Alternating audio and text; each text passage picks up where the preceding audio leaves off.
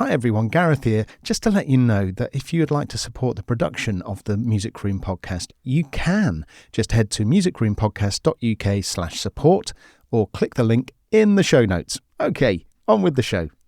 My name is Charlotte. I am a musician, solo artist and composer. The Music Room for me is a place of support and acceptance. My two big sisters went to a private school and I was expected to follow suit. But I failed the entrance exam twice.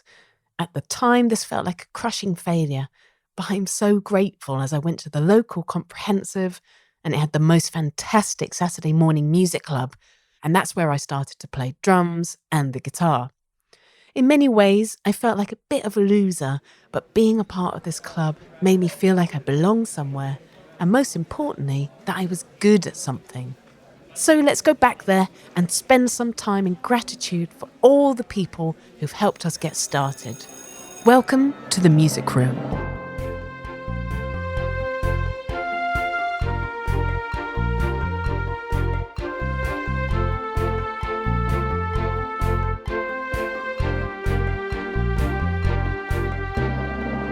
This week in the Music Room. That score to me is one of the best scores I've ever heard. It sounds new, but it also sounds old at the same time. And I think it's genius. And that's why I felt so passionately that I had to reach out and tell him what I thought of his music and how I connected with it. Hello, Music Roomers. How are you? I'm thrilled to be guest hosting this episode. Thanks to Gareth for asking me to do it. I've been picking his brains over how to produce and put together a podcast for ages. So he's thrown me in at the deep end here. But it's been great fun putting it together. And I found my chat with this week's guests super inspiring. And I hope you do too. I became part of the Music Room Facebook group early this year. And it's been great fun dropping in for a chat every now and then with a cup of coffee in my pajamas. You're a bloody clever and lovely bunch of creatives. So first things first, Happy New Year to one and all. I hope you had a great time. And if you didn't, don't worry, it's over now.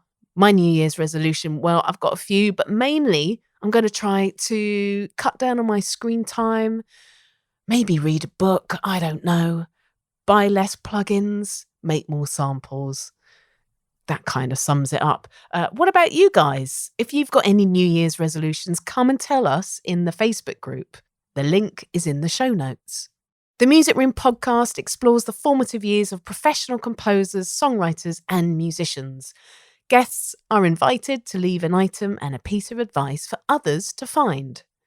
My guest on this episode is a BAFTA-nominated composer who's just won a Royal Television Society Award for Best Original Title Music for her score for the TV series The Rising. She talks about her French-Canadian grandfather's advice that perseverance is the key to success. If you listen to the very end and you've enjoyed yourself, you can listen to other episodes of The Music Room and share the podcast with friends. So let's have a music story.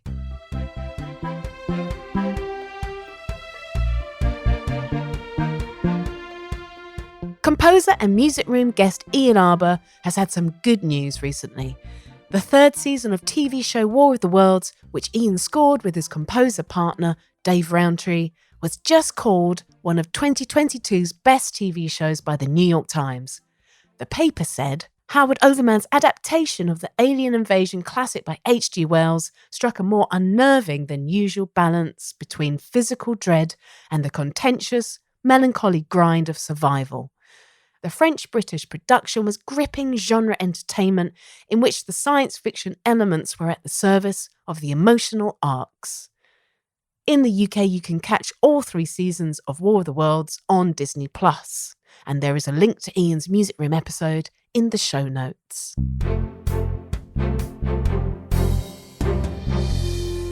So let's introduce our wonderful guest, Carly Paradis. Carly is a Canadian-born BAFTA-nominated film and TV composer, songwriter and pianist, whose credits include sole composer of the UK's most-watched drama of the 21st century, Line of Duty, and the Netflix original supernatural drama The Innocents in 2018, for which she won a Hollywood Music and Media Award for Best Song. She wrote the original score for Jed Mercurio's feature-length BBC adaptation of Lady Chatterley's Lover, and her music has been used in trailers for True Detective, Homeland, Martin Scorsese's Hugo, and more. She has also toured live worldwide with Nick Cave and the Bad Seeds and Clint Mansell, and she played piano on Mansell's soundtrack to the BAFTA-winning film Moon. As if this wasn't enough, Carly also releases her own music, most recently the album Nothing Is Something, which was released in 2019. Carly is an old friend of mine, and it was such a pleasure to catch up with her when she returned to London after a very fancy world tour. So here we are in Carly's lovely studio in Hackney Wick. Hi Carly, how are you? I am jet lagged. How are you? I am not jet lagged, but I do have a 2.5-year-old, which I feel it's worse. Is a permanent state of confusion. But you do have the air of a confused lady who's just come off tour. Thank you. In the best possible sense. But yeah, I know that post-touring feeling well. Oh, I'm glad that you're here today. I'm here to pep you up. Yay. With brownies and coffee. And we're going to have just a nice chilled out chat. Cool. Yeah, welcome to my studio. So you just came off tour with Nick Cave and the Bad Seeds. Yes. How the hell did that happen? You know what? It was, I guess, similar to the moment of meeting Clint Mansell, where you kind of have, and actually I heard this percentage today listening to a podcast, 70% being prepared, and having your craft and your skills, but then 30% of luck. Yeah.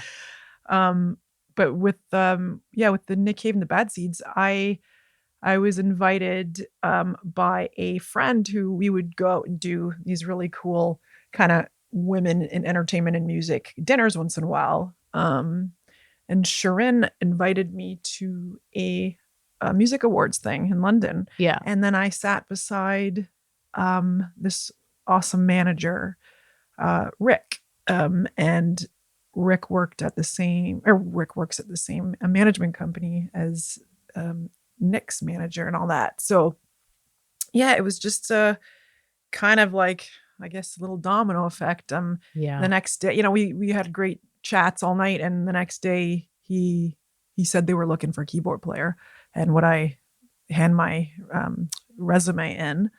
And I was just like, of course I will, but my day-to-day is film and TV composer. Although, in my 20s, I was in an indie band scene, and then, touring with Clint Mansell on and off for over a decade, doing theater, and his film score music live. So I thought like it would be a definite no. But like shockingly, they said they'd like to meet me, and I did a Zoom with Nick and Warren. They were doing a film score in LA. Wow. And we just had a great chat, 45-minute chat. And the next day, I got an email from the management saying, would you like to play keys on a world tour?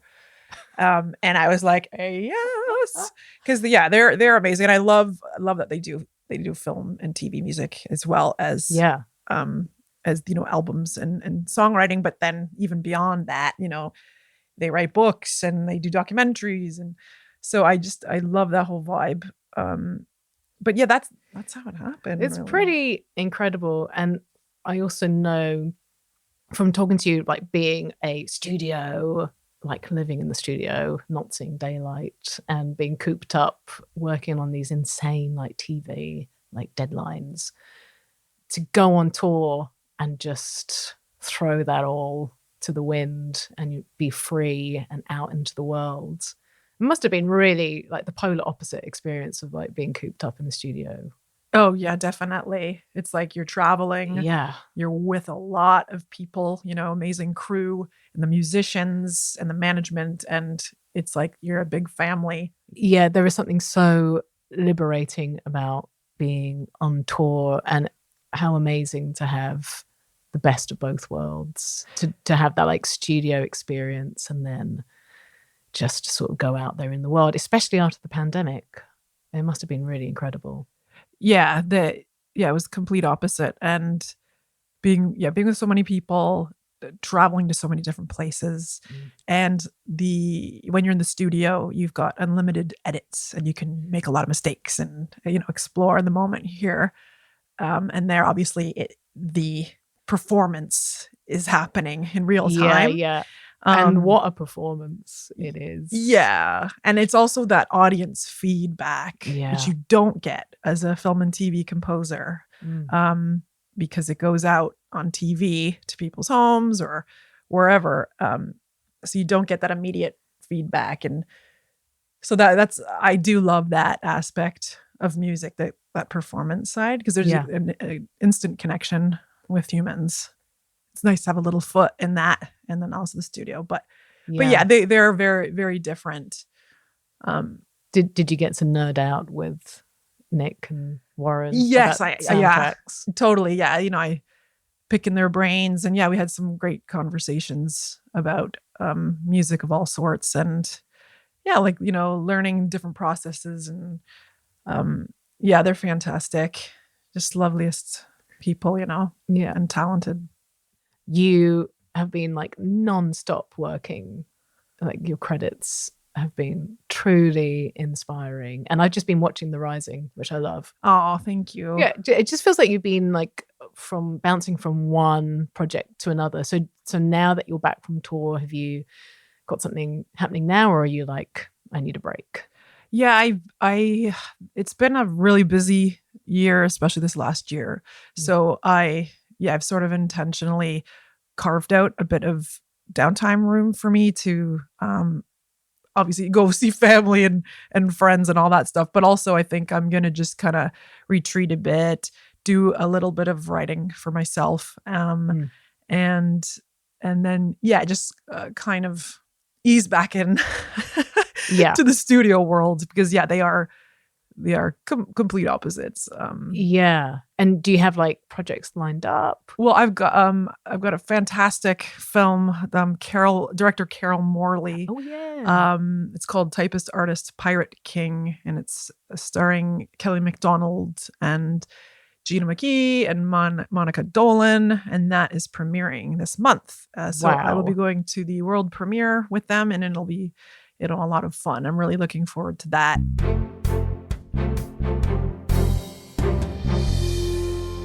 So this is where you're at. You've just come off tour, you're jet lagged. But we're going to take this little half an hour to reflect on Carly's roots. Harp glissando through time.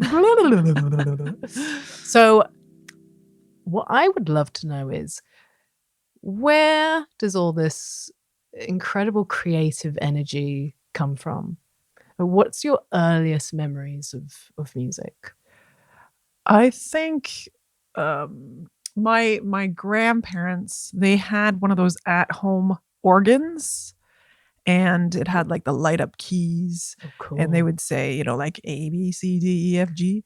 And it had some really cool drum machines in it, and really cool bass pedals. And that was kind of my first feeling of a keyboard and the sounds that it could make. And I've got, a photo of me sitting there, I guess, like, 3 years old or whatever. And then from there, my parents had a really great record collection of vinyl, and we had a vinyl, a record player. And I remember like hearing Elton John's Yellow Brick Road album as a really young kid. And that big 9-minute long track, Love Lies Bleeding, Funeral for a Friend, that really blew my mind as a kid, because it was just this expression of sound that was so free that it could jump through genres of music and also just be extremely epic. And for me, I think that really hit me deep. And I've always had this kind of love and this kind of drawn to epic music and also thematic music, like memorable music and that. So I think those kind of elements started shaping this love for music. Where is the organ now? Oh, well, sadly, my grandma not sadly, but they had to get rid of it at one stage. And then my grandma, she's now like 98 years old. Wow. Amazing. Yeah. When did you start actually playing an instrument? After playing the organ at my grandparents' place, my dad, he's French Canadian, and I know on his side of the family there's a lot of artists, and actually I think an organ player as well, but they're a lot way older than me. And one day they brought home a keyboard to the house, and I think it was someone from that side of the family. They loaned it for like a week. Yeah. So I had access to this keyboard sitting on the dining table, and I would literally play on it and by ear off the radio start playing melodies. And I remember playing, you remember that track, Pop Goes the World? Do do do do do do do do do do do. It was a big hit in Canada. Okay. Sure.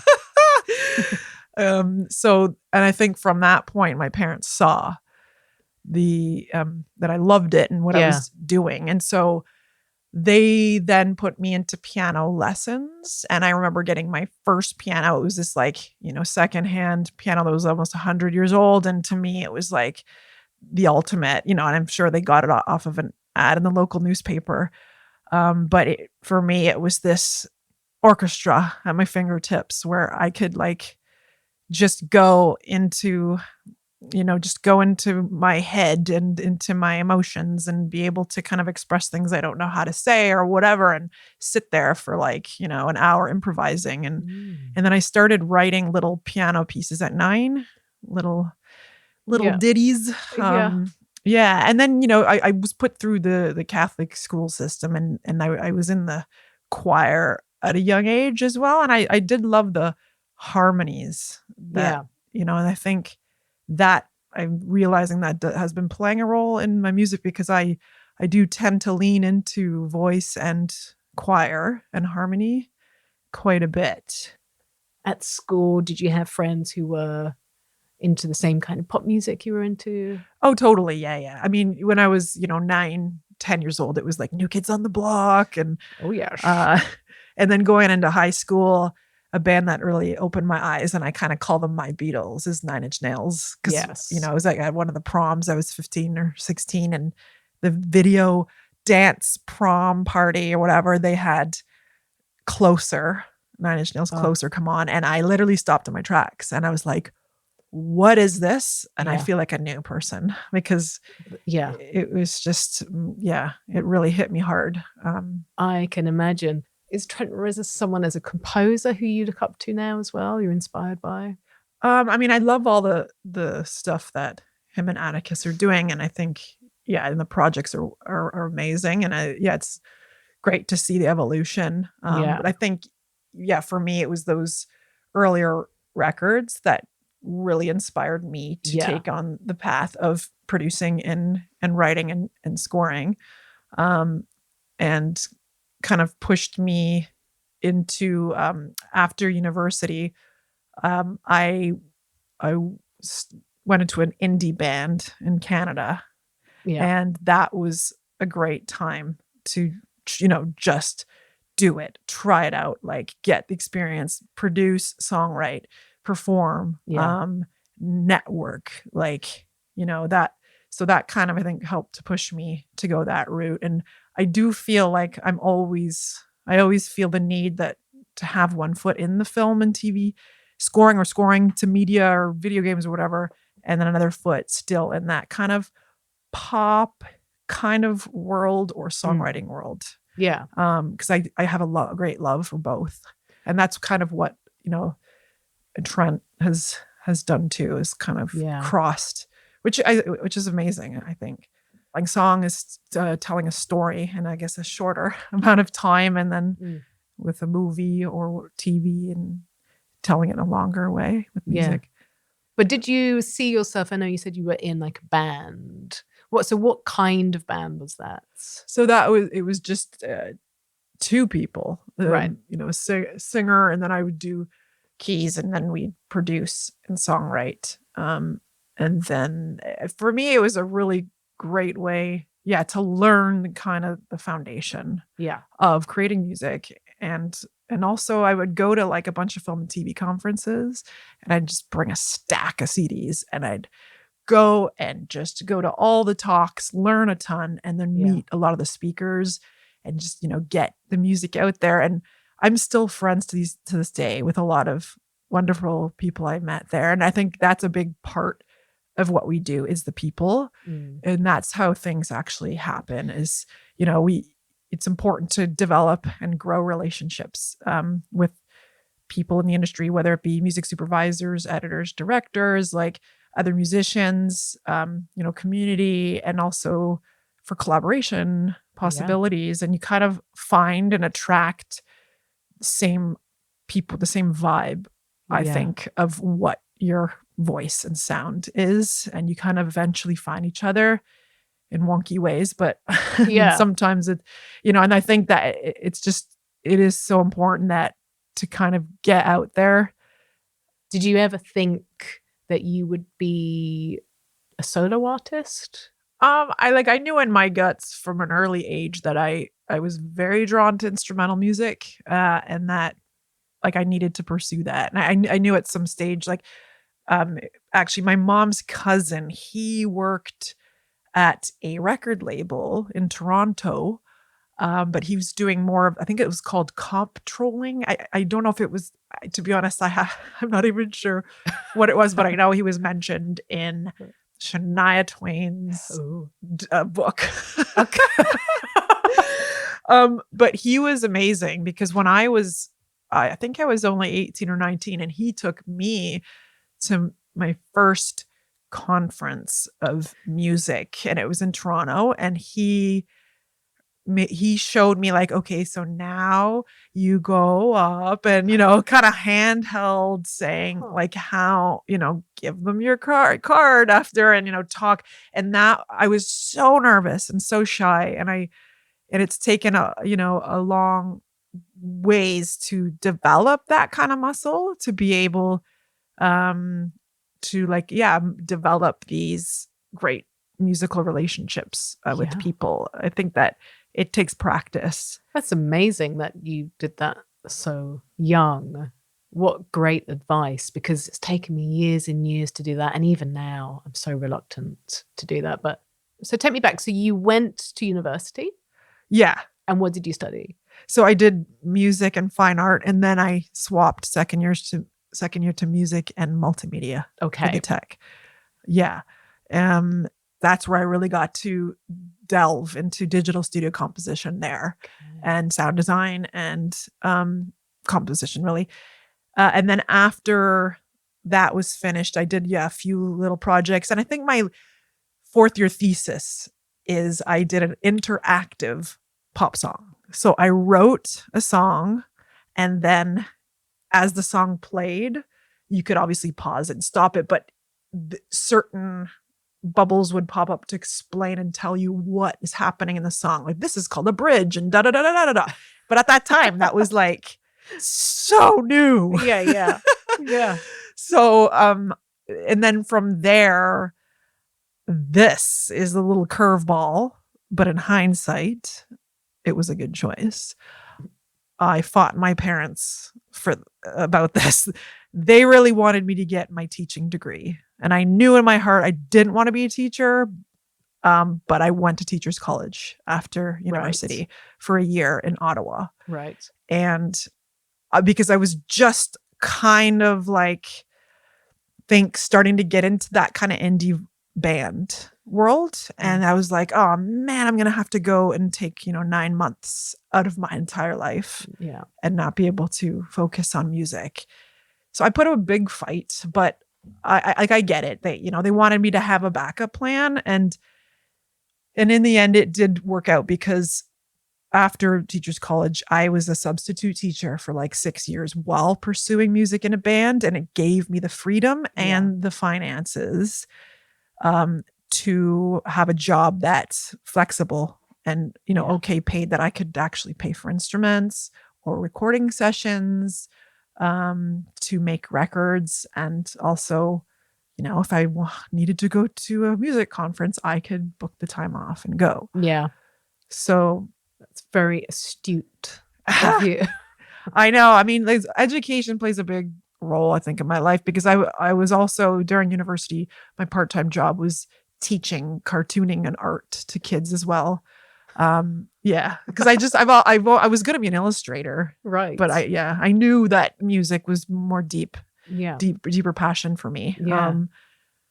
So yeah, I pursued that. Where was the moment where you realized you could stop the teaching, the backup plan? Oh, okay. So that transition kind of happened in my late 20s, I guess, 26, 27, 28.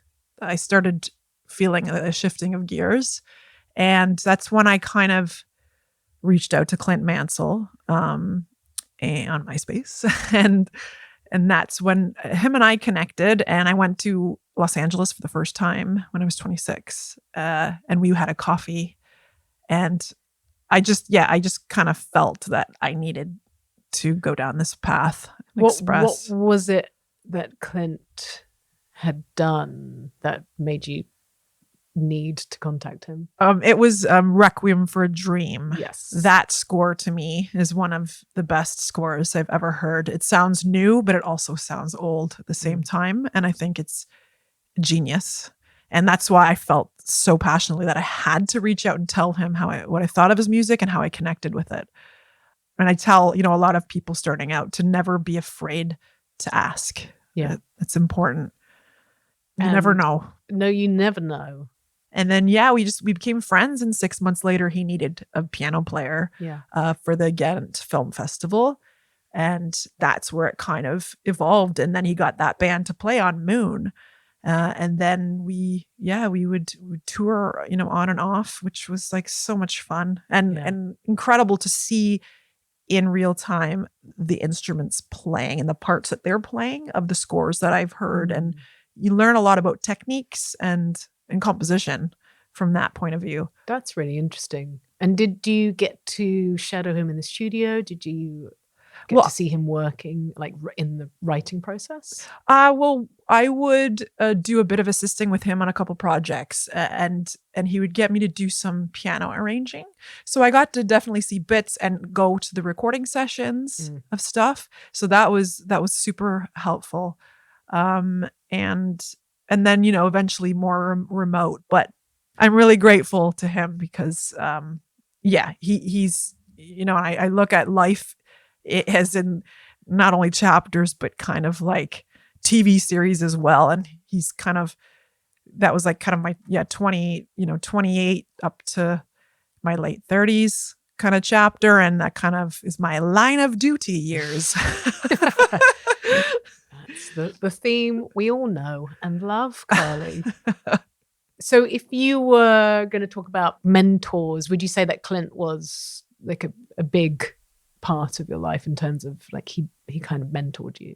Yeah, definitely. And he was the reason that I like totally shifted into film and TV and scoring to visuals. That was the door for me that helped me to make that move.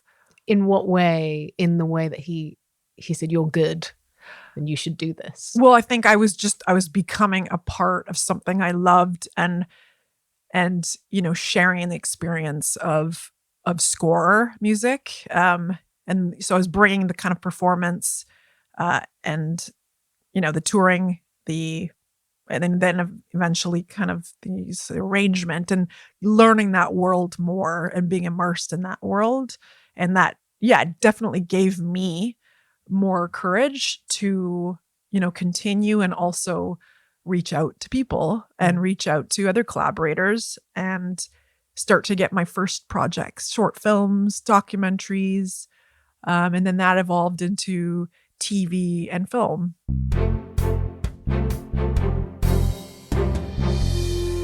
Because you've always been good at bringing people together. I mean, over the years, your brunches, Carly's breakfasts and brunches, have become famous for gathering women from all areas of composing together and making introductions. Like, you're just very, very good at it, and it's so nice to have that energy of sharing, I suppose, sharing contacts, sharing information, and not, because I know that it's a very competitive industry. So I would imagine some instincts are like, well, no, I want to keep this information or these contacts to myself. But your approach is very much the opposite. And in my experience, these organizations are all about how can we help each other. It's all about the collective and not so much about the individual. And,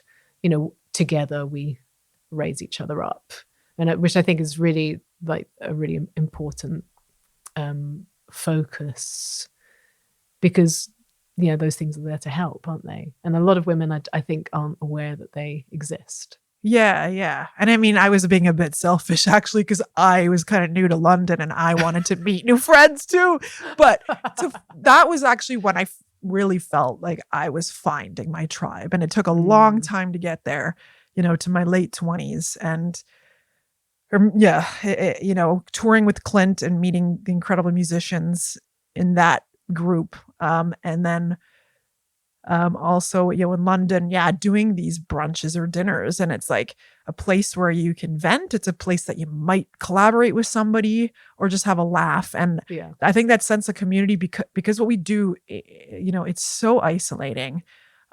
Working in a studio by yourself, like I say during the pandemic, composers had a superpower because we are so used to being isolated anyway, that I think it's important. It's like, even if you meet a new friend and then you've got someone to talk to during the journey, because it is one of the most toughest industries in the world. So I'm just really open, and I believe that everybody has their own voice and they have their own strengths, and there's room for everybody. And so I guess I'm a little bit of a connector. I don't know.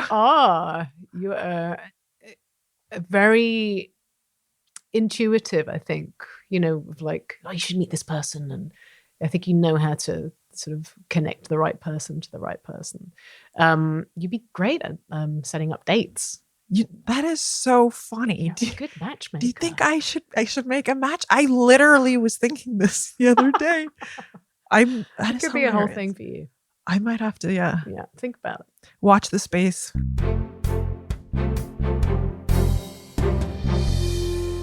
So I'm going to invite you to leave an item and a piece of advice in the music room.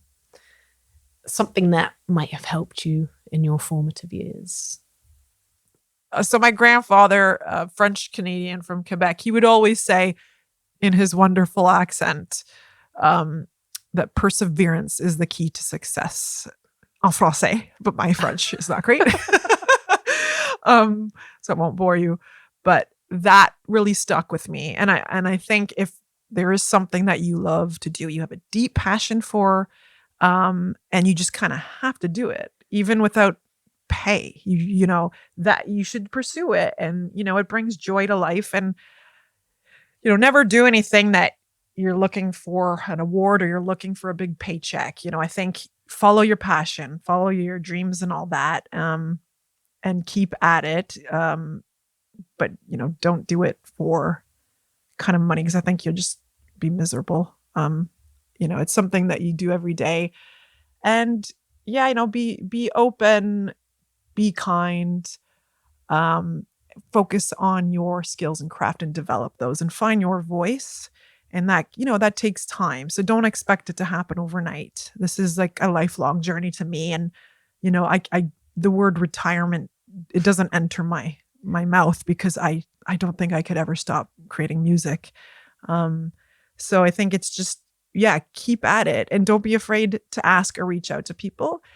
Sometimes they write back and it's incredible. Like with Clint Mansell, sometimes they're too busy at that moment and they can't get back to you. And then sometimes it just it's not a match at that time. It could be a match 10 years from now. You never know. Yeah. You never know what's around the corner. So I think, don't feel down if you don't get a response, but you will hit some response and those little doors will open.